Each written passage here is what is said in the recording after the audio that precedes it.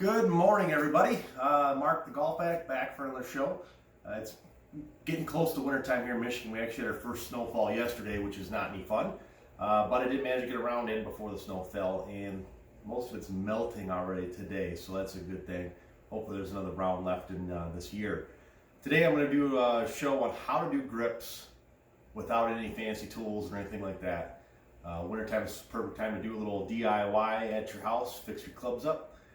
Taking some of my tools off my work desk here to show you guys if you don't have any tools, you don't need any special tools to do this. We're going to run right through it real quick, and we're going to show you guys how to regrip your clubs cheap, effectively, and without a lot of tools. Stay tuned.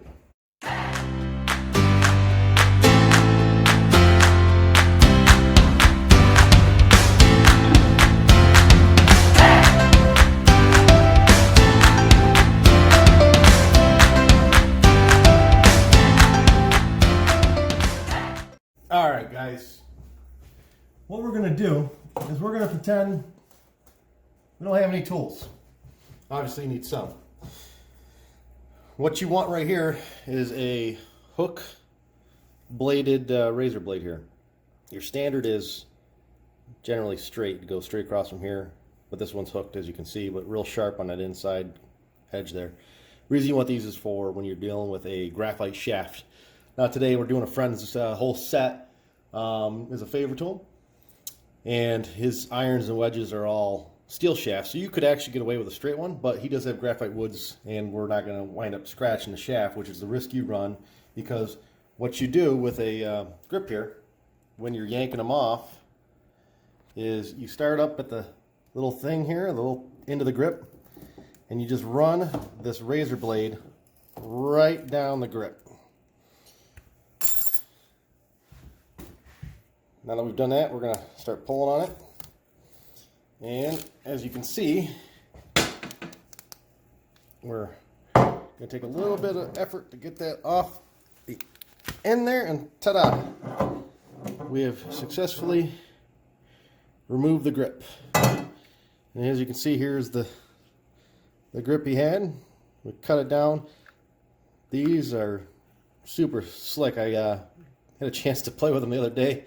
We were at the simulator, and I'm like, let me take a swing at one of your clubs, and they were slicker than snot. So now we got that off. Now, unless you want to do something fancy, like let's say you like multiple wraps of grip tape, you might just leave this on. If you're going to upgrade from just one layer of tape to say 2 or 3, you might leave this on. My buddy though is a pretty standard guy. And we're just going to take this off and start from scratch with a nice clean shaft.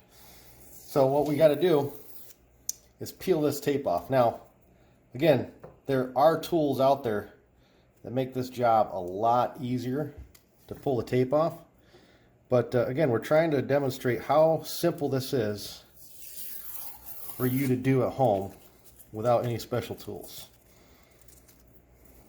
That one came off pretty easy, a big strip of it.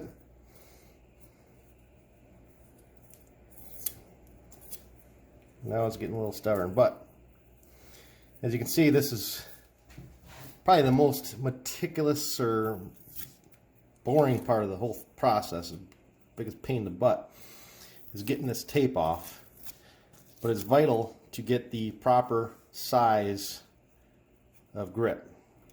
Again, we're putting standard grips on this, so we don't want to build up any tape or anything like that.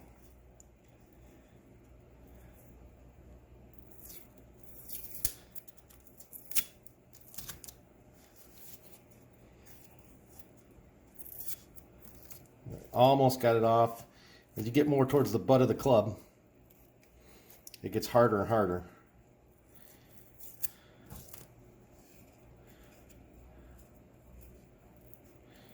And see, I just take my thumb and I'm just kind of peeling it back, piece by piece. Of course, it rips every once in a while, but not a big deal. Again, ideally, if you got the tools, use the tools, but not everyone does. And I'm going to show you guys the butt right down the shaft. You can see some tape got in there. Make sure you pull that out you want it totally clean. And as you can see, this is pretty good. I feel a little bit of residue on there, but nothing major. And then now we're going to go on the next step. We've got the tape removed. We've got our new grip, and we've got double-sided tape. The great thing about double-sided tape is generally you can buy it directly in a pack of grips. So like my buddy here, he bought these Wind Dry Tacks, standard size, and it was a 13 grip set. It came with these, which are the double-sided tape strips. So you got the really good ones though, that you fold them here in the middle, and then you can peel off the sides here and here, which I'll show you in just a second why that makes life easier. There's a couple different things that you guys can do. Depends on how professional you want to be, for example. So you can use, like, this is Regrip grip solvent, which is probably like the standard industry what you keep in your house, non-flammable, non-toxic, low odor, blah blah blah. You can even reuse it. Works with all tapes and everything. So let's just again pretend that we're doing this without the proper gear, because we just want to get it done during the winter on our own without any professional help. Lighter fluid, this works wonders. We'll get to that in a few minutes here though. So first thing we got done was the tape was removed and the grip was removed from the old part. Now here's the thing you want to do when you're putting on grip tape. I like the one piece versus the spiral wrap. Do you notice how I have a little bit of overhang there? We'll show you why in just a minute. We're putting the tape on. We want to have it as smooth as possible without having bubbles. I'm not going to totally enclose this yet. You see I'm leaving it open. And the reason I'm doing that is I want to make sure that I don't have any difficulty in peeling off the back side of the tape. Again, this is double-sided tape, so it's sticking to the shaft and to the grip eventually here. So we got that piece off. And I'm going to go down here to the bottom. This thing will be easier. Yep, there we go. And we have the tape entirely off. Now we're going to come back here and we're just going to touch this up just a little bit on the seam. And here's where I mentioned earlier, we overlapped the tape over the shaft. The reason you do that is we're going to cinch it shut just like so. And then when we remove the old tape, we kind of saw what happens there. Now the reason that we do that is when we're putting this grip on there, we don't want it to make any contact with metal, because the metal will not have any of the solvent or lighter fluid or whatever you're using to push this on. The tape is a little absorbent when you compare it to something like a steel shaft. So now moving on, we're going to do the installation. Again, there are far better ways to do this and more professional ways to do this. This is the DIY, I've got no tools, how to do it. You see the hole there? That's actually meant to be there on all grips. The reason is so that it can breathe and you can have water or any other fluids escape the hole of the grip. We're going to just simply take our finger over that, and then we're going to put a little bit of lighter fluid in the grip in the top end. We're going to go up and down a couple times. Whole goal here is just to lubricate the inside of the grip. Once that's done, we're going to grab our grip and our club. We're going to take our finger just off that little hole there, and we're going to drain all the fluid into a bucket. You don't want this to get over anything because it's not exactly something you want all over your stuff. Now we're going to line the face and the logo of the grip. Sometimes it can be a little stubborn to get on the first bit, but after you get the first bit on, it is very simple, guys. And you don't have a lot of time to screw around with these. You want to get them on before anything dries. There we go, we're in. And now we're just going to push, push, push. And I always like to give a little tap. Make sure that grip is seated. And as you can see, we have our grip on, but this logo is a little off. My buddy and I, we play these same grips, and we're not picky about that logo, but just for the sake of lining it up, we are going to do that for the video. We have it lined up. Again, this is not your traditional logo of a grip. It's just the name brand. Some of them have a little logo down here, the line to the face. This one doesn't, so I'm not too picky, nor does my friend really care about it. So again, this is really simple. As you can see, we went through step by step. That's one club that is down, and a couple more to go. So we got the first club done for my buddy.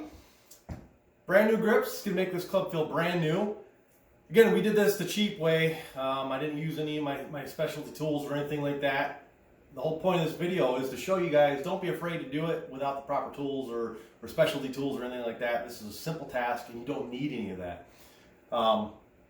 If you were to go to a golf shop, I think this Wind Dry Tack probably only $7, $8 normally, but they probably charge you an additional $4. So you're paying 50% more just to have them install it for you. Now, if you don't really care and you just want that club regrip or the whole set regrip, by all means, do what you want to do. But I'm a golf nut, and I enjoy tinkering, being out in my garage like I am now, and just fiddling with golf clubs. I kind of get an enjoyment out of that. Again, we purposely did not use any specialty tools for this because we just wanted to show you how easy this is to do without them. This one club took under 4 minutes probably from start to finish.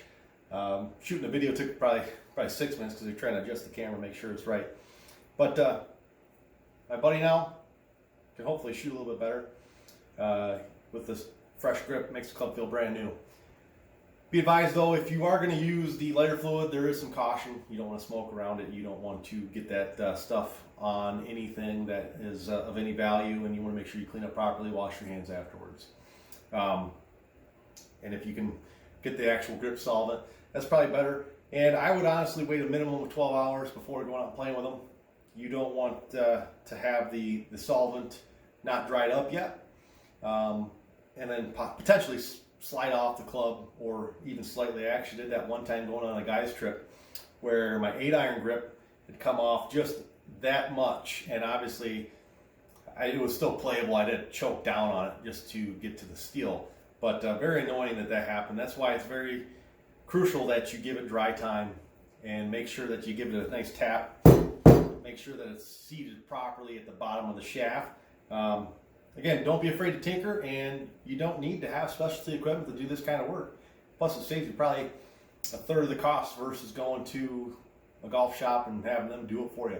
So I hope you guys enjoyed, and would love to see down in the comments what kind of winter projects are you guys doing for golf. I've got a putter that's coming in, and I'm going to totally refinish it, and that'll be a fun video one day. If I get around to it, obviously got to get the time to do so. But hope you guys enjoy your winter and get ready for next golf season. Have a good one, guys.